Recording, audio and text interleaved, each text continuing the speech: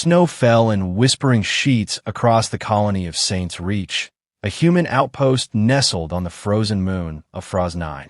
The sky, pale and wide, hung low with clouds like bruised cotton, and the wind carried the scent of incense and machine oil. Inside the settlement's modest chapel, Father Elian moved with a calm steadiness, his black robes whispering over the cold stone floor. His hands, rough from decades of service, lit the final altar candle with ceremonial care. The flame danced in the stained glass reflections, casting a soft glow over the small wooden pews and the weathered cross hanging above. Elian was not a large man, but his presence filled the room.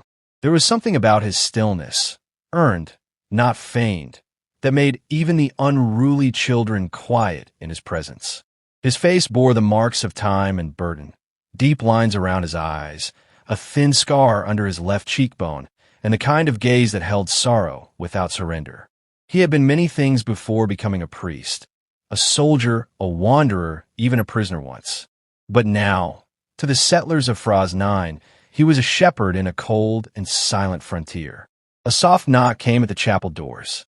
When they opened, 3 armored figures entered, their faces obscured behind glossy black helmets marked with the insignia of the 13th Fleet, enforcers of the Galactic Empires. The leader, a tall woman whose voice buzzed slightly from her comm filter, stepped forward. "Father Elian," she said, tone clipped, "by order of the High Tribunal, you are to be taken into custody for the crime of spiritual incitement." The congregation froze. No one moved, not even the children, who now watched from behind their parents' legs. Elian didn't flinch. He stepped down from the altar slowly, his cross catching a shard of amber light as he moved. "I preach peace," he said calmly, meeting the soldier's visor with steady eyes. "Is that now a crime under imperial law?"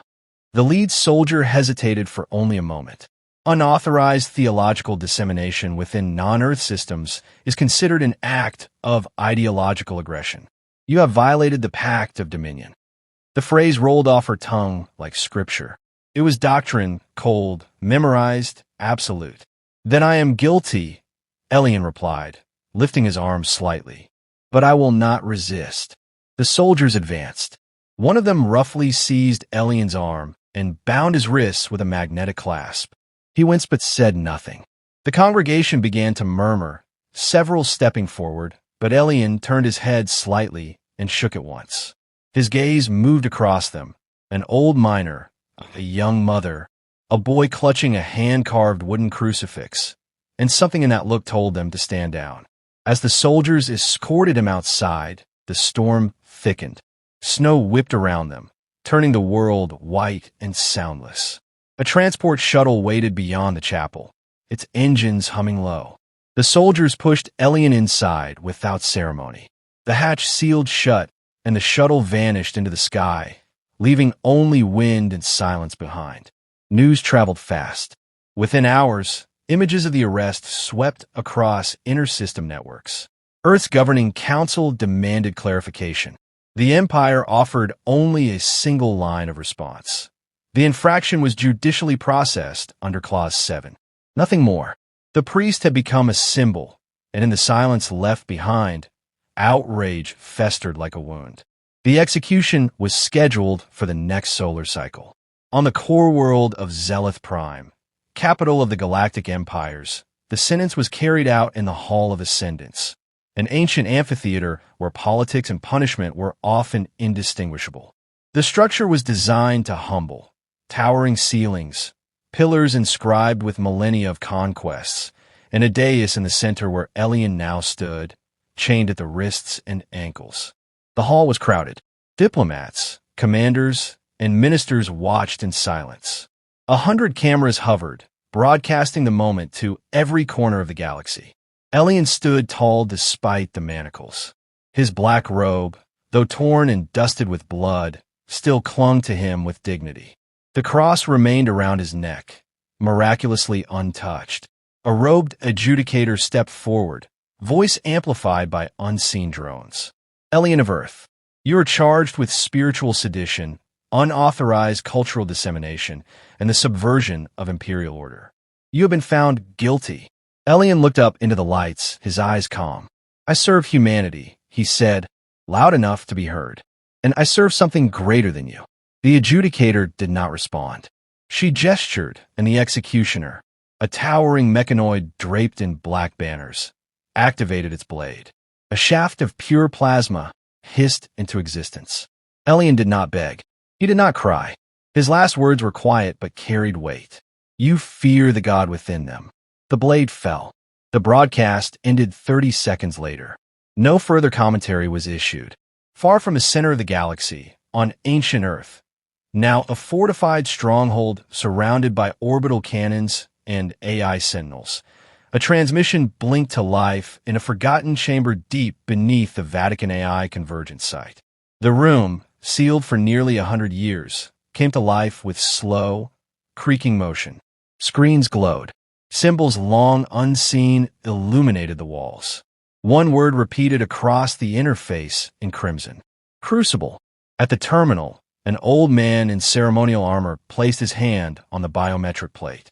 The system recognized him. Protocol unlocked. A voice, deep, synthetic, laced with something ancient, filled the chamber. Directive acknowledged. Subject, Elian. Status, terminated. Response, activation approved.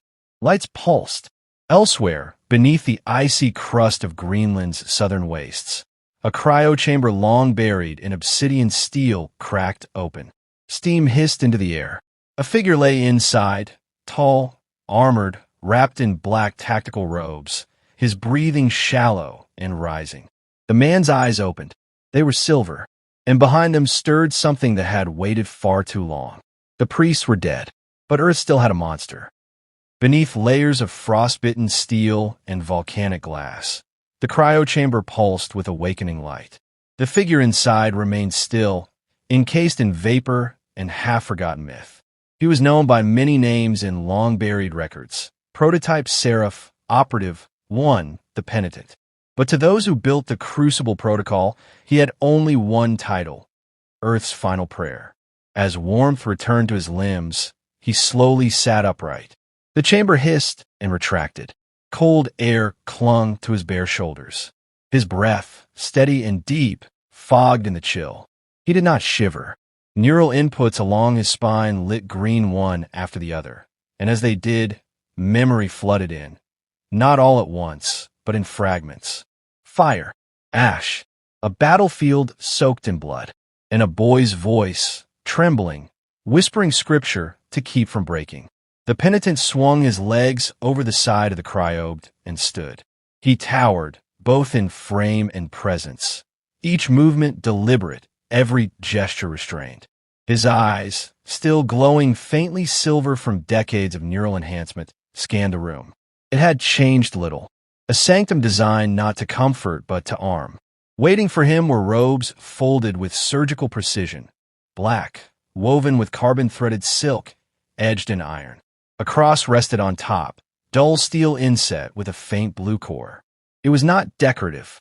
Contained within was a singularity charge, enough to melt the hull of a cruiser.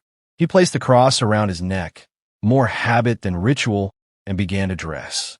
The tactile process grounded him. Behind a reinforced door, a figure watched via surveillance feed. General Mara Valen, supreme strategist of Earth's defense front, stood with arms folded, her face unreadable. She had overseen the Crucible project in silence for 2 decades, deflecting inquiry, burying its funding behind agricultural reform and terraforming budgets. Now, the gamble was real. Now, the monster had awoken. She keyed the mic. Do you remember who you are? The Penitent responded without turning. I remember Elian. A silence passed, then a nod. Within an hour, the two stood face to face in the briefing chamber. Mara had known him once, before the war, before the conversions. Now she barely recognized the man beneath the tactical robes. His skin bore the subtle gleam of dermal plating. His voice was deeper, modified for modulation. But his eyes, that was where the truth remained. Haunted, hungry, controlled. We didn't want to wake you, she said plainly. You did, he replied. Elian's death was the catalyst. The Empire didn't just violate diplomacy. They executed faith. Broadcast it. Mocked us. I saw.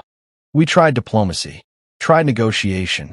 But the High Tribunal has declared Earth's theology a virus. There will be no trial. No council. They want silence.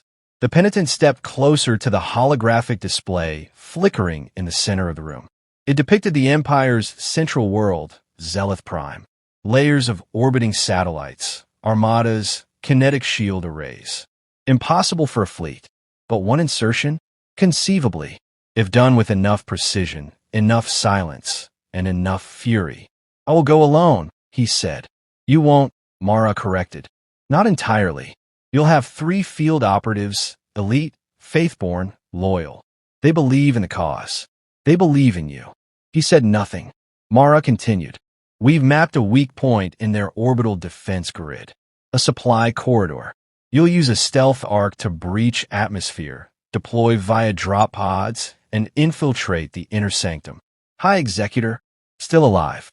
Still preaching Earth's eradication. The Penitent studied the map for a moment longer. His fingers hovered over the glowing path. This wasn't revenge. Revenge was personal. This was ritual. A response scripted long ago for a moment just like this. I want the original footage, he said. Mara raised an eyebrow. Elian's execution? Yes. No edits. No censorship. She nodded and sent the file to his neural link. As it uploaded, she spoke again more softly. You were his student once. Before the enhancements. Before the war. You still carry his words. The Penitent nodded, gaze still fixed on the display. He carried us, he said. Now I carry him. Outside, on the northern launch deck, the stealth arc shimmered in its cloaking field.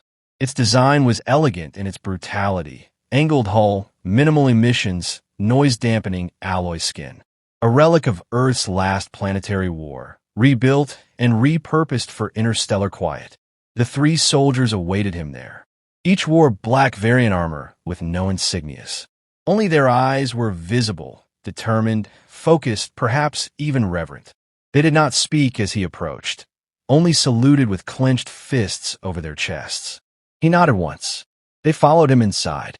As the hatch sealed, the artificial gravity shifted, and the ship lifted with a hum barely louder than the falling snow. Coordinates were locked. Their destination, Zelith Prime. Within the vessel, silence ruled. The Penitent knelt in the center compartment, weapon resting before him. It was more than a rifle. It was a cruciform engine of annihilation. Forged from neutron core materials and customized to bond with his biometrics, it could shatter a tank column or deliver silent, precise death at range. Yet now it lay dormant, and he bowed his head over it, eyes closed. The prayer was not spoken aloud. It pulsed inside him, old and sacred, carried not in words, but in memory. He remembered the first time he met Elian, back when he was just a boy, ragged and cold, hiding beneath rubble while the city burned. Elian had reached out a hand, bloodied, but steady, and pulled him free. You are not what they made you, he had said. You are what you choose to become. He had chosen this. The soldiers prepared in silence, checking gear, synchronizing comms, reviewing maps. But they watched him, occasionally, as if drawing courage from his stillness. The youngest, a woman named Arel, finally spoke. Do you believe we'll come back? The Penitent opened his eyes. Does it matter? She hesitated, then shook her head. No, I suppose not. The ship entered hyperspace. For a moment, the universe stretched and warped, stars turning into rivers of light. Inside the ark, nothing moved. A notification chimed in the Penitent's neural HUD.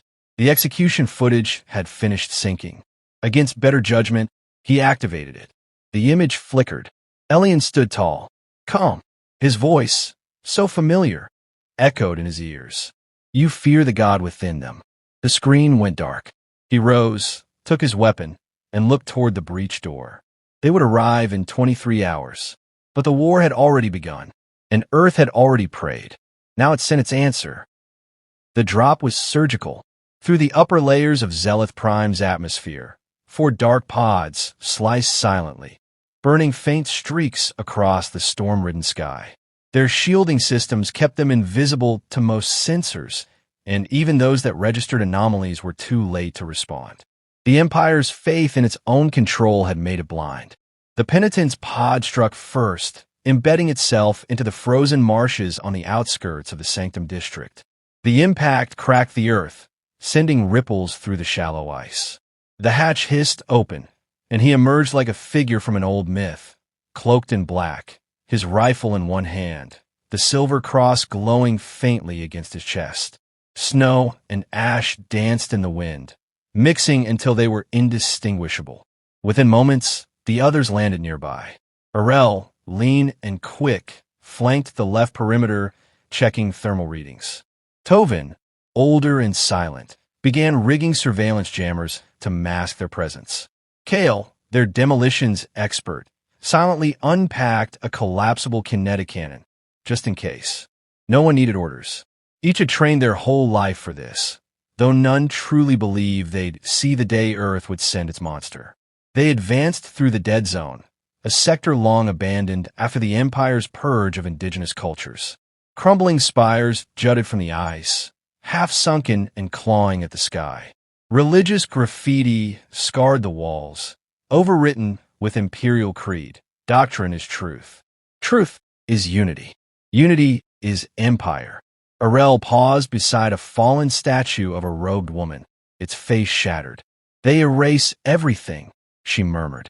The Penitent replied without slowing, "They fear what they can't consume." His voice was low, but each word carried weight. He wasn't just a soldier. He was something closer to a relic, a living answer to a crime no tribunal would admit. As they neared the Sanctum's outer barricades, patrol patterns began to emerge. Empire soldiers in obsidian armor marched in perfect synchrony. Overhead, drones pulsed in rotating grids, humming like hornets. The city beyond was walled in light, its towers rising in defiant geometry, glowing symbols of the Empire's unbroken chain of command. But the Penitent knew chains could be broken, especially when they forgot what bound them in the first place. Tovin motioned for a halt. A two-man patrol was approaching from a lower passage. Without a word, Arel and Kale split off, circling through the ruins. A moment passed, then silence. The patrol never saw them. The team advanced again. As they crept closer to the Sanctum wall, the air grew warmer, and the snow melted into steam. The Penitent adjusted his visor, filtering for radiothermal distortion. Behind the gates, he could see the broadcast spires, the same ones that had relayed Elian's death across the galaxy. They pulsed now, not with news, but propaganda, looping messages warning citizens against dissent, praising the tribunal's divine governance. The irony twisted like a knife in his chest. They paused behind a fractured wall, gathering around the schematic feed projected from Tovin's wrist console. 3 entry options: sewer conduit, drone maintenance shaft, or a high-risk breach through a cargo gate. Time was thin. The further they delayed, the higher the chance of detection. Kale pointed at the conduit. "We'll have to crawl, but it's least defended." Arel nodded. "I'll go first. Smallest frame." Tovin clasped her shoulder briefly. No words, just solidarity. They moved. The crawl space reeked of decay and rust. Human bones were still tangled in the drainage grates, victims of the original purge, long forgotten. Arel moved quickly, silently, leading them up a twisted ladder that opened into a maintenance corridor. There, the lights flickered, and the hum of distant machinery vibrated beneath their feet. Security was thin. The Empire hadn't expected infiltration without orbital alarms. That was their second mistake. They reached the inner district perimeter. Just beyond it stood the Hall of Oracles, where the High Executor resided and where Elian had been condemned. A dense cluster of towers surrounded it, guarded by elite units known as the Vowbound, genetically pure, ideologically fortified, utterly loyal. No disguise would fool them. Stealth would end here. The Penitent raised his rifle and checked the chamber. Loaded. Charged. Personal. He turned to his team. "Split here. Draw them away. Meet me at the core, if I'm alive." Arel stepped forward. "You'll be alive." Kale smirked. "He doesn't die. He just stops waiting." Tovin grunted. Be swift. Then they were gone, scattering like ash in the wind, drawing the outer guards away with precision strikes and false signatures. Within moments, klaxons howled across the sanctum, but their pattern was fragmented, confused. The Penitent moved during the chaos, slipping into the base of the Oracle Tower like a shadow with intent. Inside, the tower was cathedral-like but sterile. No stained glass, no warmth, just metal and marble. Along the walls stood the bodies of fallen clergy, preserved in cryosuspension chambers as trophies. Elian was not among them. His death had been public. No relics preserved, no flesh spared. Only the memory remained. At the tower's heart sat the High Executor, a tall figure clad in ceremonial black, his eyes enhanced to shimmer gold. Around him floated neural drones like haloed insects, whispering calculations and prayers in the Empire's dialect. He turned as the Penitent entered. The myth made flesh. The Penitent raised his rifle. Not a myth, a warning. The Executor stood, spreading his arms. You dress like a priest, but you kill like a machine. What is it you believe in? Elian. The rifle fired. The shot struck a drone, not the man. The Executor moved faster than expected, enhanced tendons propelling him backward as the floor split open. From beneath, a half-dozen vow-bound rose, eyes ablaze, blades drawn. The Penitent did not hesitate. He moved with brutal grace, each movement calculated, efficient, deadly. His rifle barked twice, then swung like a hammer. A blade glanced off his shoulder, sparking as it met dermal plating. He grabbed one vow-bound by the neck, twisted, and threw him into another. The chamber became a crucible of violence, and at its center stood a man no longer asking for justice, only delivering it. The Executor fled during the chaos, vanishing into the upper tiers of the tower. The Penitent left the broken bodies behind, bleeding and twitching, and gave chase. He climbed the steps in silence, his breath shallow, his grip firm. This wasn't about politics or war or empire. This was about memory, about Elian, who had bent down through fire to lift a boy from rubble, about words whispered in fear, now thundered in vengeance. At the summit, a final door stood sealed. He placed a palm to the lock. It opened, and inside, the last judgment waited. The door slid open with a hiss, revealing a sanctum cloaked in artificial twilight. At its center stood the High Executor, his back to the entrance, framed by a vast window overlooking the shining sprawl of Zeleth Prime. The city pulsed with quiet tyranny, order without soul, law without mercy. The Executor turned slowly, his robe glinting with threads of obsidian and circuitry, his expression unreadable. So this is what Earth sends, he said, voice cold and measured. Not armies, not diplomats, a weapon in the shape of a man. The Penitent stepped into the room, his rifle leveled, but not yet fired. You murdered a priest, he said. Not a soldier, not a rebel, a man of peace, a man of influence, the Executor replied. Your kind infects.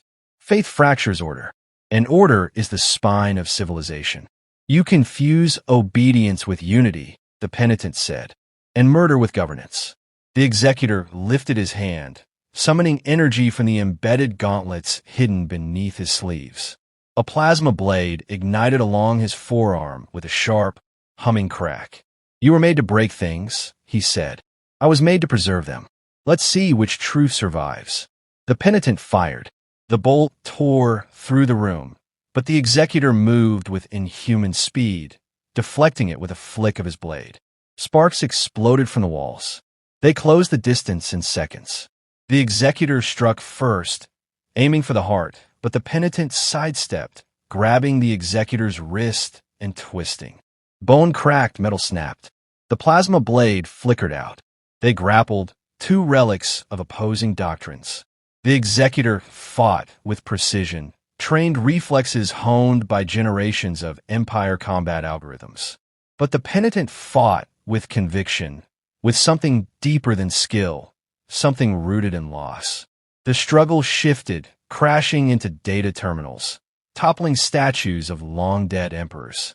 Finally, the Penitent drove the butt of his rifle into the executor's knee, dropping him to the floor. With a smooth, brutal motion, he slammed the man against the ground, pressing the muzzle of the rifle to his throat. "Finish it," the executor hissed. But the Penitent hesitated. "You want to make a martyr," he said. "You want the Empire to use your death as fuel. I won't give it to you." The executor smiled faintly through blood. "Then what will you do, monster of Earth?" The Penitent reached to his belt and removed a small device, sleek, palm-sized, marked with Earth's original coding language. A single word pulsed across its surface, Psalm 0. He pressed it to the central console. "What have you done?" the executor whispered. "I'm not here to kill you," the Penitent replied. "I'm here to end what you serve." The device pulsed once, then twice. A harmonic resonance spread through the floor, vibrating into the structure's subroutines. Across the network, dormant code awakened, an ancient virus seeded during the last war, embedded in Earth's final surrender terms, long forgotten by complacent minds. It spread like fire through the Empire's AI cores, targeting data sanctuaries, control hubs, and doctrine archives. Screens around the room began to flicker. Propaganda feeds warped into static. Hymns of obedience fell silent. The city's broadcast towers dimmed. "You think chaos is justice?" the executor gasped. "No," the Penitent said, "but silence is better than lies." He stepped back, leaving the executor coughing on the floor as the sanctum lights dimmed to emergency crimson. Outside, alarms began to wail, not warnings of attack, but of collapse. Empire-wide networks were faltering. Ships in orbit blinked offline. Slave colonies received their first moment of digital freedom in generations. Through the breach window, explosions bloomed across the sky. The Penitent watched without satisfaction. He had not come for glory. He had come to bury a lie. Behind him, footsteps approached. Arel entered, her armor scorched, face streaked with soot and blood. Her rifle hung from her shoulder, almost forgotten. "The network's down," she said. "The others are wounded but alive. Tobin's holding the outer wall. Kale set charges at the east corridor." He nodded. "Extraction? Minimal chance. They'll expect us at every port." He slung his rifle onto his back and looked once more at the executor, still coughing, eyes wide with disbelief. "Let him live," he said. "Let him explain what happened here. And if he lies, he will," the Penitent said. "But it won't matter. The silence will speak louder." They moved through the broken corridors, past flickering lights and dead guards. Fires raged in the streets now, not from the team's assault, but from within. Citizens who had lived in fear had seen the system blink, falter, fail. And in that flicker, hope ignited. At the outer wall, Kale was waiting, limping, but upright. "We've got maybe 5 minutes before they re-establish local command," he said. "We don't need 5, the Penitent replied. "Just 1. They climbed the rubble of a collapsed turret and reached a plateau overlooking the city. The sky above was torn with ship debris, black smoke curling toward the stars. The Penitent activated his neural link and connected to Earth Command. The line was broken, static fill, but enough. "Mission complete," he said. "Crucible has been delivered." The reply was a single word. "Understood." Kale, breathing heavily, looked up. "What now?" "We disappear," the Penitent said. "Let the myth do what the sword cannot." Arel looked back toward the heart of the sanctum. "They'll rebuild." "Yes," he replied, "but differently." As they turned to leave, a child emerged from the ruins, barefoot, covered in soot, clutching a scorched prayer cloth. His eyes, wide and unblinking, locked onto the Penitent. He said nothing, just watched. The Penitent knelt, removing the cross from around his neck. He pressed it into the child's hand. "Don't forget," he said quietly. The child nodded. Something flickered in his gaze, not fear, not awe, but understanding. They vanished into the smoke and snow, shadows swallowed by a world reborn.